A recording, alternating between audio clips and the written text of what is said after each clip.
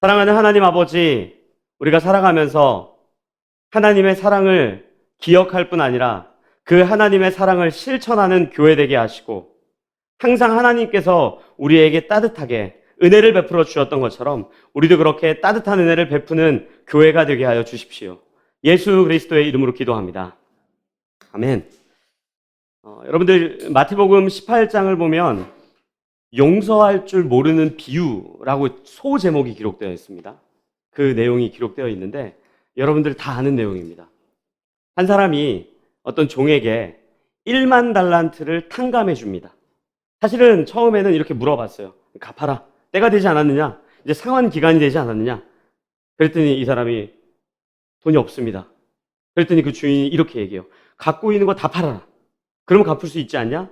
그랬더니 뭐라 그러냐면 그래도 안 될 것 같은데요. 그냥 용서해 주시면 안 됩니까? 그러자 그 주인이 1만 달란트를 탕감해 줍니다. 뭐 1만 달란트가 얼마냐? 이거는 뭐 신학자들마다 조금씩 견해가 있고 뭐 국가의 화폐 단위 때문에 좀 달라지기 때문에 굉장히 큰 돈이라고 생각하시면 됩니다. 용서를 해줬어요. 근데 이 용서받은 사람이 본인도 누군가에게 돈을 꿔줬던 게 있어요. 그게 이제 데나리온이라고 나오는데 어찌됐건 이 1만 달란트에 비해서 굉장히 적은 돈이죠. 그럼 이 사람이 그 주인에게 탕감을 받고 나서 이 사람에게 이제 너는 나의 것을 갚아라라고 이야기합니다. 그랬더니 이 사람 똑같은 얘기를 해요. 나도 돈이 없습니다. 그랬더니 이 사람이 어떻게 하는 줄 아세요? 끝까지 갚아. 감옥에 쳐넣습니다. 자, 여러분들 잘 생각해 보셔야 됩니다. 1만 달란트를 탕감해 준 사람이 이 사람에게 1만 달란트를 탕감해 줬다고 이 사람이 무조건적으로 데나리온을 탕감해 줘야 됩니까? 이건 이 사람의 자유예요. 내가 누군가에게 제가 예를 들어 누군가에게 100만 원을 빌렸어요. 근데 이 사람이 우준아 안 갚아도 돼. 이렇게 이야기했어요. 근데 제가 누군가에게 10만 원 빌려준 건 있을 수 있죠. 그럼 그 사람에게 가서 10만 원 이제 좀 갚아줄래? 물론 안 받을 수도 있겠지만 받는 것도 저의 자유입니다. 근데 이 마태복음 18장에는 그 내용이 기록되어 있어요. 왜 그런가 하면 이 이야기의 시작이 중요하기 때문에 그래요. 그 본문을 좀 제가 읽어드릴게요. 마태복음 18장 21절입니다. 이렇게 기록되어 있어요. 그때 베드로가 나와 이르되 주여 형제가 내게 죄를 범하면 몇 번이나 용서하여 주리이까? 7번까지 하오리이까? 아멘. 이렇게 묻습니다. 그러니까 이 시작은 용서를 몇 번 해야 됩니까? 이렇게 하는 거예요. 그럼 이거에 대한 대답으로 예수님께서 1만 달란트 탕감해 준 이야기를 합니다. 그러면서 마지막 결론에 이렇게 나와요. 18장 33절입니다. 들어보십시오. 내가 너를 불쌍히 여김과 같이 너도 내 동료를 불쌍히 여김이 마땅하지 아니하냐 하고. 아멘. 뭔지 아십니까? 용서를 몇 번 해줘야 됩니까? 얼만큼 해줘야 됩니까? 라고 이야기했더니 예수님께서는 몇 번 하십시오? 어디까지 하십시오? 이렇게 하십시오? 얼마까지 탕감해 주십시오? 이렇게 이야기하지 않고요. 내가 너에게 베풀었던 은혜를 기억해. 이렇게 이야기하는 거예요. 여러분들 용서의 핵심은요. 내가 몇 번을 하고 어떻게 하고 그런 게 아닙니다. 우리를 용서해 주신 예수 그리스도의 은혜를 기억하는 거예요. 이것과 똑같은 내용이 오늘 우리가 읽었던 마태복음 7장에 있는 거예요. 여러분들 굉장히 간단한 본문이에요. 딱 한 줄 아니에요? 비판하지 마십시오. 사람들을 판단하지 마십시오. 여러분들 비판하지 않고 판단하지 않는 것은요. 제가 명상을 하거나 과부자를 틀고 좋은 생각을 하거나 저 사람의 장점을 막 내가 찾아내거나 아니면 긍정의 힘을 갖거나 거기에서 시작하지 않습니다. 비판하지 않을 수 있는 유일한 방법은요. 내가 얼마나 큰 죄인이라는 것을 기억하고 나를 용서해 주신 하나님의 은혜를 깨닫고 고백하는 것으로 시작해야 돼요. 우리 왜 비판하는지 아세요? 우리가 얼마나 큰 죄인인지 모르기 때문에 그래요. 내가 용서받은 그 은혜가 얼마나 큰지 모르기 때문입니다. 저는 우리 라이프교회 가족들이 우리 각자의 기준이 다 있을 거예요. 이 정도는 해줘야지. 이만큼은 해줘야지. 이 정도는 해야 되는 거 아니야? 그래도 저 사람 정도면 물론 맞죠. 우리의 신앙이 자라야 됩니다. 성장하지 않으면 안 돼요. 예수 그리스도 안에서 우리를 구원하셨다면 성령 하나님이 우리 안에 내주하고 계시다면 그 성령님이 인도하는 방향으로 한 걸음 한 걸음 걸어가면서 어제와는 다르게 살고자 하는 노력이 우리 가운데 있어야 됩니다. 하지만 그렇다고 우리의 비판과 정죄함으로 그렇게 자라게 되는 것이 아니에요. 오늘 예수님께서 말하고 있는 거예요. 여러분들 비판하지 마십시오. 여러분들이 얼마나 큰 죄인인지 기억하십시오. 그래서 이 마태복음 7장 3절에 보면 이렇게 나와요. 어찌하여 형제의 눈 속에 있는 티는 보고 내 눈 속에 있는 들보는 깨닫지 못하느냐. 아멘. 여러분들 여기서 티가 뭔지 아세요? 지푸라기의 조각이에요. 우리 눈에 가끔 들어가죠. 그럼 뭐 눈물을 한번 흘리거나 세수를 하거나 눈을 비비면 그냥 빠지거나 으스러져 없어져 버립니다. 근데 여기 나온 들보는 뭔지 아세요? 기둥입니다. 기둥. 집을 이렇게 받치는 기둥. 이거 눈에 들어갑니까? 안 들어가요. 그러니까 누군가의 눈에 있는 먼지 조각이 아니라 우리 안에 있는 눈에 늘 수조차 없는 눈에 들어가지도 않는 그 큰 기둥과 같은 죄악을 먼저 생각하라고 말하고 있는 거예요. 그러면 우리 눈에 있던 이 큰 기둥, 들보는 어떻게 없어집니까? 5절, 우리가 7장 5절은 좀 같이 읽겠습니다. 7장 5절 같이 읽도록 하겠습니다. 시작. 외식하는 자여 먼저 내 눈 속에서 들보를 빼어라. 그 후에야 밝히 보고 형제의 눈 속에서 티를 빼리라. 아멘. 들보를 빼냅니다. 들어가지도 않은 들보를 어떻게 뺍니까? 어떻게 빼요? 우리가 뺍니까? 예수가 우리를 위해 죽으셨죠. 오늘 이 마태복음 7장은요, 여러분들 비판하지 마십시오. 험담하지 마십시오. 뒷담하지 마십시오. 이런 내용이 아니에요. 여러분들이 얼마나 큰 죄인인지 기억하십시오. 그리고 그 죄를 용서해 주신 하나님의 은혜를 잊지 마십시오. 전 우리 라이프교회 가족들이 매일 아침 일어나서 정말 우리가 죽을 수밖에 없는 심각한 죄인이라는 고백 앞에 서셨으면 좋겠어요. 근데 그 고백이요, 좌절이나 절망이나 부끄러움으로 가는 것이 아니라 우리를 용서해 주신 하나님의 풍성한 사랑 앞에 우리를 세운다고요. 우리 가운데 왜 그 하나님의 사랑이 점점 잊혀져 가는지 아십니까? 왜 하나님 앞에 불만이 많은 줄 아십니까? 왜 하나님 앞에 우리가 정말 하나님 너무한 거 아니에요? 라고 우리 고백하는 줄 아십니까? 누구 얘기인 줄 아세요? 제 얘기예요. 제 얘기예요. 왜 그런 불만이 생기는 줄 아세요? 내가 얼마나 심각한 죄인이고 나를 위해 죽으신 예수 그리스도의 은혜를 잊고 살 때 그런 일들이 생기더라고요. 제가 얼마 전에 여러분들에게 설교할 때 도피성 이야기 해드렸죠. 여러분들 도피성의 조건이 굉장히 까다로워요. 잘 들어보십시오. 사람들이 손쉽게 올 수 있는 곳. 이걸 전문용어로 뭐라 그래요? 접근성이라고 이야기합니다. 사람들이 볼 때 잘 보이는 곳. 사람들이 언제든지 빠르게 올 수 있는 곳. 좀 죄송한 이야기지만 부동산으로 이야기하면 굉장히 비싼 지역 아닙니까? 사람들이 올 수 있고 접근도 용이하고. 홍담동, 압구정동, 한남동, 성수동, 뭐 또 있나요? 뭐 제가 이런 데밖에 잘 몰라가지고. 상도동, 네, 상도동. 이런 데 아닙니까? 근데 그런 데를 범죄자들에게 준 데잖아요. 범죄자들에게. 여러분들 만약에 대한민국의 교도소를 압구정동, 청담동에 지으면 뭐라 그러겠습니까? 말로 데모하겠죠. 왜요? 어떻게 죄인들 거기 가둘 수 있습니까? 이 얘기하는 거 아니에요? 그럼 여러분들 생각해 보세요. 그 죄인 중에 나는 왜 빠져 있습니까? 그 도피성이 죄인들이 들어가는 곳이라고 한다면 거기에 내가 있는 거죠. 우리가 왜 비판해요? 우리가 왜 사람들을 판단해요? 내가 얼마나 심각한 죄인인지 모르기 때문에. 내가 얼마나 큰 은혜와 용서를 받는지 모르기 때문에 내가 거기에 있는데 나는 거기에 쏙 빠져서 쟤네들 어떻게 저럴 수 있어? 여기에 있는 거라고요. 오늘 예수님 그 얘기하는 거예요. 여러분들 은혜를 기억하십시오. 그런데 비판하지 않는 방법은요, 명상으로 되는 거 아니에요. 내가 저 사람의 장점을 찾아내야지. 분명히 장점이 있을 거야. 저 사람이 좋은 부분이 있을 거야. 나만 모를 거야. 그게 아니라 내가 얼마나 심각한 죄인인지 알기 때문에 그 죄로 말미암아 예수가 죽었다는 걸 고백했을 때 내 눈에 들보가 보이지 다른 사람 눈에 먼지 조각이 보이는 게 아니에요.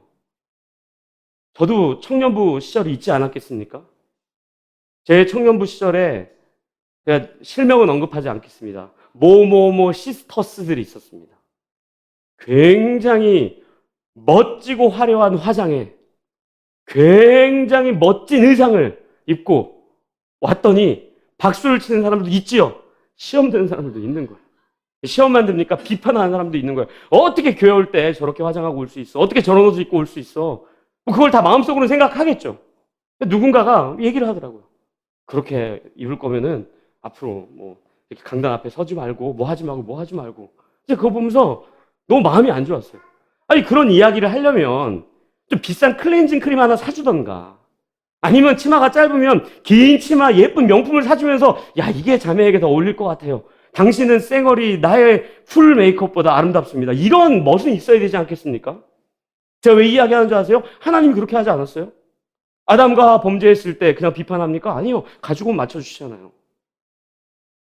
여러분들 술 먹고 오는 분들 시험 들 때 있지요. 오죽하면 왔겠습니까? 그 술 먹고 막 알딸딸한 그 기분에 내가 그래도 교회는 가서 예배 드려야지. 여러분들 그 마음을 아십니까? 비판할 것이 아니라 그 사람들에게 야, 오늘 내가 너를 위해 북엇국을 한 그릇 사줄게. 같이 가자. 야, 너 요즘 힘든 일 있구나. 이게 교회의 정체성이 돼야 되는 거죠. 그래서 우리 라이프교회가 오늘 이후에 북엇국도 좀 사주고 가죽 자켓도 좀 사주고 좀 멋진 긴 치마도 좀 사주고 그러면서 야, 이거 당신이 입으면 클렌징 크림도 사주고 뭐 이런 멋진 교회 됐으면 좋겠어요. 라이프교회의 어떤 정죄나 판단, 비판 이런 것들이 아니라 진심을 다해서 사랑하는 마음으로 누군가를 배려하고 격려하고 그 사람을 이해하고 누군가를 비판하기 전에 나의 죄를 먼저 발견하는 일들이 우리 교회 가운데 있었으면 좋겠습니다. 여러분들 이 본문을 7장 5절과 6절을 우리 같이 읽도록 하겠습니다. 7장 5절과 6절입니다. 같이 읽겠습니다. 시작. 외식하는 자여 먼저 내 눈 속에서 들보를 빼어라. 그 후에야 밝히 보고 형제의 눈 속에서 티를 빼리라. 거룩한 것을 개에게 주지 말며 너의 진주를 돼지 앞에 던지지 말라. 그들이 그것을 발로 밟고 돌이켜 너희를 찢어 상하게 할까 염려하라. 아멘. 지금까지 1절부터 5절까지는 굉장히 매끄럽게 비판하면 안 되는구나. 우리 눈에 들보가 더 크구나. 남의 눈에 있는 티를 비판하기 전에 나에게 큰 들보, 눈에도 들어가지 않는 그 들보를 예수의 죽으심으로 말미암아 하나님이 구원해 주셨구나. 그것을 깨닫지도 못하고 있던 나를 성령님께서 깨닫게 해주셨구나. 와, 은혜다. 이제 앞으로 내가 그 은혜를 기억하며 살아야 되겠다. 그러면 우리가 타자들에게도 그렇게 해야 되겠다라고 끝내면 되는데 갑자기 6절에 연결이 되어 있어요. 생뚱맞은 본문입니다. 이게 7절, 그 다음 거랑도 연결이 안 됩니다. 보세요. 비판하지 마십시오. 하나님의 은혜를 기억하십시오. 판단하지 마십시오. 우리가 얼마나 심각한 죄인인지 기억하십시오. 그런데 뭐라 그래요? 거룩한 것을 개에게 주지 말며 너희 진주를 돼지 앞에 던지지 말라. 이렇게 나오거든요. 오히려 반대를 해야 맞는 거예요. 여러분들 비판하십시오. 잘못된 사람들 잘못됐다고 이야기하십시오. 못난 사람들 못났다고 이야기하십시오. 신앙생활 잘못하고 있는 사람 잘못하게 해주십시오. 거룩한 거 개에게 주면 안 됩니다. 돼지에게 주면 안 됩니다. 이게 훨씬 더 매끄러운 문장이에요. 어떻게 보면. 근데 이게 왜 들어있는지 아세요? 고린도 전서에 그 내용이 있습니다. 고린도 전서 13장. 우리 너무 잘 아는 본문이고 저도 여러 번 얘기했던 본문이에요. 너무 좋은 본문이라 저는 이걸 자주 읽고 싶습니다. 고린도전서 13장 1절부터 쭉 읽어드리겠습니다. 들어보십시오. 내가 사람의 방언과 천사의 말을 할지라도 사랑이 없으면 소리나는 구리와 울리는 꽹과리가 되고 내가 예언하는 능력이 있어 모든 비밀과 모든 지식을 알고 또 산을 옮길 만한 모든 믿음이 있을지라도 사랑이 없으면 내가 아무것도 아니요. 내가 내게 있는 모든 것으로 구제하고 또 내 몸을 불사르게 내줄지라도 사랑이 없으면 내게 아무 유익이 없느니라. 사랑은 오래 참고 사랑은 온유하며 시기하지 아니하며 사랑은 자랑하지 아니하며 교만하지 아니하며 무례히 행하지 아니하며 자기의 유익을 구하지 아니하며 성내지 아니하며 악한 것을 생각하지 아니하며. 아멘. 뭐라고 나옵니까? 아무리 굉장한 능력, 예언, 방언, 병 고치는 은사, 별의별 게 다 있을지라도 사랑이 없으면 한마디로 꽝이라는 거예요. 꽝. 아무 무가치하다는 거예요. 근데 그 모든 사람들을 어떻게 대해야 된다고 나와요? 내 몸을 불사라지게 내어주며 오래 참고 온유하며 시기하며 사랑하지 않고 교만치 않고 무례행하지 않고 나만의 유익을 구하지 않고 화내지 않고 이게 비판하지 않는 거죠. 참아주는 거죠. 인내하는 거죠. 받아주는 거죠. 근데 거기서 끝나지 않아요. 한 절 더 나와요. 우리가 6절은 같이 읽도록 하겠습니다. 6절입니다. 같이 읽겠습니다. 시작. 불의를 기뻐하지 아니하며 진리와 함께 기뻐하고. 아멘. 뭐라고 나옵니까? 그 사람을 받아주고 참아주고 비판하지 않고 정죄하지 않고 판단하지 않고 뭐라고 하지 않을 뿐만 아니라 거기서만 그치는 것이 아니라 진리를 함께 기뻐해야 된다라고 이야기해요. 오늘 마태복음 7장에 있는 본문을요. 우리가 자칫 잘못 이해하면 나이스한 크리스천 될 수 있습니다. 누군가를 비판하지 않고 좋은 이야기만 해주고 괜찮아. 나도 뭐 그랬는데 뭐. 얼마든지 그럴 수 있어요. 하지만 거기에 한 가지가 더 붙는 거예요. 거룩한 것을 거룩한 것인지 모르고 살 수 있는 자리에 여러분들의 형제 자매를 내버려 두지 마십시오. 그 사람에게 무례히 행하지 않고 참아주고 인내하고 받아주는 것 좋습니다. 그런데 그냥 덮어놓고 모든 것이 좋다라고만 이야기하면 안 됩니다. 진리를 기뻐하는 것까지도 가야 됩니다라고 우리에게 말하고 있는 거예요. 그러니까 신앙생활이 어려운 거예요. 어려운 거예요. 점수를 하나 놓고요. 이거 테스트해. 테스트 통과 못하면 회초리 한 대 될 거야. 이건 편하죠. 내가 저 사람에게 무례히 굴지 않고 비판하지 않고 정죄하지 않으면서도 저기에서 이쪽으로 거룩한 곳으로 걸어가게끔 그 책임이 나에게 있다는 거죠. 그런데 우리는 두 가지를 하려고 그래요. 비판을 하거나 아니면 아예 포기를 하거나. 비판과 포기 사이의 길이 그리스도인들의 길이에요. 정죄해서는 안 됩니다. 하지만 포기해서도 안 됩니다. 비판해서는 안 됩니다. 하지만 그냥 눈을 꾹 감고 에이 몰라 나나 잘 살지 뭐 여기로 가면 안 돼요. 그런 부분에서 교회 공동체가 얼마나 중요한지 몰라요. 그런데 우리의 신앙을 돌아보세요. 우리의 눈에 있던 들보 주님이 빼주셨죠. 그리고 그 주님이 빼준 들보를 갖고 오늘 여기까지 어떤 은혜 때문에 살아왔습니까? 제가 얘기해볼까요? 누군가의 참아줌 아니었어요? 누군가의 인내 아니었습니까? 누군가의 기다려줌 아니었습니까? 누군가의 용서 아니었습니까? 못난 나에게 못났다고 이야기하지 않고 내 손을 꽉 잡아주며 간식 꾸러미 주면서 우주나 힘내라고 이야기했던 그 권사님들의 따뜻한 그 손길 때문에 여기 있는 거 아닙니까? 근데 그뿐입니까? 그럼에도 불구하고 거룩한 것을 거룩한지 모르고 성결한 것을 성결한지 모르고 정말로 밟아 없애고 더럽게 하고 있는 나를 바르게 가르치는 또 다른 누군가의 사랑 때문에 여기 와 있다면 교회는요 비판하지 않고 품을 뿐 아니라 올바른 길로 걸어가야 되는 함께 그 길을 가야 되는 책임이 우리에게 있는 거예요. 우리는 삼위 하나님의 은혜 안에서 구원을 경험하고 날마다 은혜를 누립니다. 근데 그 삼위 하나님의 은혜가 내 옆자리에 있는 그 사람의 따뜻한 인사와 내 옆 사람의 따뜻한 안부와 내 옆 사람의 기도와 내 옆 사람의 참아줌과 인내하심과 나를 받아주고 용서해주는 그 은혜의 발걸음 때문에 우리가 여기에 있고 교회가 세워지고 있는 겁니다. 저는 우리 라이프교회가 그런 교회 됐으면 좋겠어요. 여러분들 이 유튜브 저희 라이프교회 채널 들어가 보신 분도 있고 안 들어가 보신 분도 있을 테고 있었어? 이런 분도 계실 텐데 들어가 보십시오. 그 유튜브 채널에 두 가지 단어가 써 있어요. 이렇게 써 있어요. 따뜻한 개혁교회. 여러분들이 사실 이 두 가지가요 안 어울리는 단어예요. 개혁교회 그러면요 우리는 날카롭게 생각해요. 다 개혁하고 쳐내고 잘라내고 근데 그 앞에 따뜻한 게 붙어야 돼요. 고쳐야죠. 잘못한 건. 건강하게 나아가야죠. 용서하고 이해해야죠. 하지만 그 모든 것들을 하는 방법은 주님께서 우리에게 보여주신 따뜻함으로 드러나야 됩니다. 오늘 기도해 주신 분이 말씀하신 것처럼 오늘 종교개혁주일이에요.